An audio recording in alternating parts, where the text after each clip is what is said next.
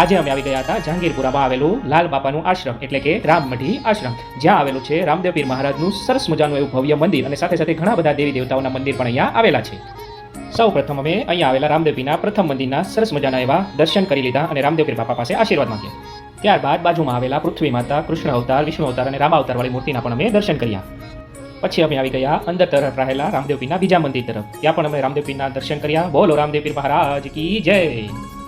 મંદિરની પાછળની બાજુ આવેલું છે ગિરનાર પર્વતનું પ્રદર્શન, તો એને પણ અમે બહારથી નિહાળ્યું. અને બાજુમાં આવેલા ભવનાથ મહાદેવના મંદિરના પણ અમારા સંપૂર્ણ પરિવારે આ શ્રાવણ માસ દરમિયાન સરસ એવા દર્શન પણ કર્યા. ભારતીય સંસ્કૃતિ અને પરંપરા મુજબ જેમના શરીરમાં 33 કરોડ દેવી દેવતાઓનો વાસ રહેલો છે, એવી ગૌ માતાના સેવા કરવાનો પણ અમારા સંપૂર્ણ પરિવારે લાભ લીધો અને નાના બાળકોએ પણ આ સેવાનો મોકો લીધો હતો. શ્રાવણ માસના આ પવિત્ર સમયમાં અમે આવી ગયા ઓલપાડ સ્થિત સિદ્ધનાથ મહાદેવના દર્શન કરવા માટે. તો બોલો હર હર મહાદેવ. અને અંતે કપાસી ગામમાં રહેલા સ્વયંભૂ હનુમાનજીના મંદિરે દર્શન કરી અમે આજના અમારા પ્રવાસને પૂર્ણ કર્યો.